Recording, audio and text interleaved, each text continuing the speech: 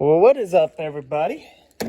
Today, on this video, I'm going to be showing you how to replace the exhaust pressure sensor on your 6.7 Cummins. For mine, it is a 2007 model. And it is a very easy fix.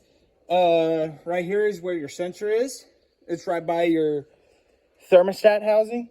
So for a Cummins, it is, especially on the 6.7s, it is very easy. The tools you're going to need are as follows. Just your hook pick, because there's going to be a tab there that locks it. A specialty socket. It's going to be looking like this right here. So I don't have to use my ladder or a ladder. I'll just use a standard 3/8 drive with a long extension. So let me show you how to do it. So basically you just take the pick like this, and you make sure, and that unlocks it right there. Then what you do, it's unplugged now. Then what you do is you take your socket that's on your ratchet, and then you loosen it up.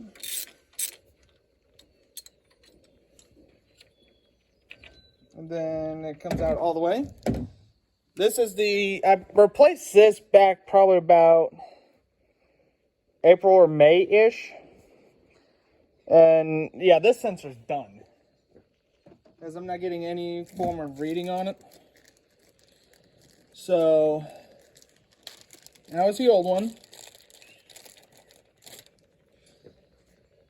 And this is the new one. Let me grab the two so y'all can see the difference. So here's the difference. See, here's the old one on the left, the new one on the right. You can see this is just all sorts of sooty. I mean, granted, diesels are naturally dirty. There's no avoiding that. Then what you do next, you screw it in.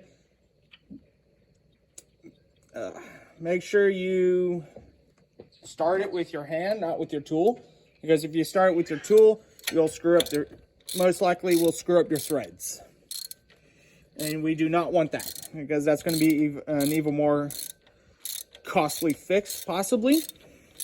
So by all means, start with your tool. Start with your hand, not your tool. Okay, so new sensor is in place. So now we'll just simply plug it in, make sure that's snug. Then, if I can,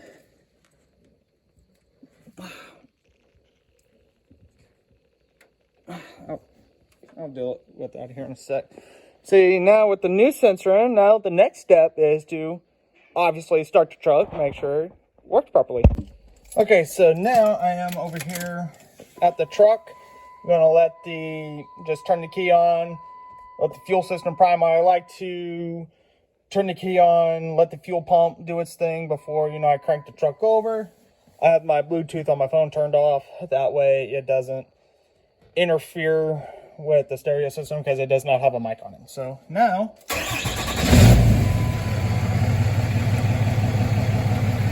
as you can see, we're getting readings on it. So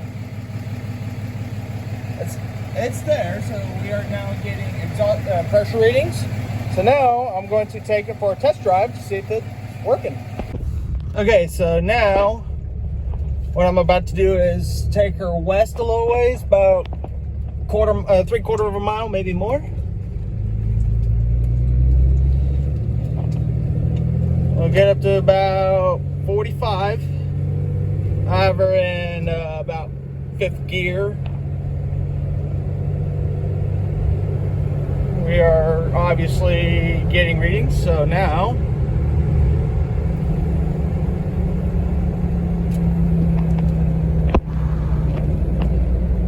you can tell. Alright, let me get her up to speed a little bit, and then so that if you cannot hear it, That also means that if you can't hear it, then you can see it where it says exhaust pressure, which is underneath the RPMs.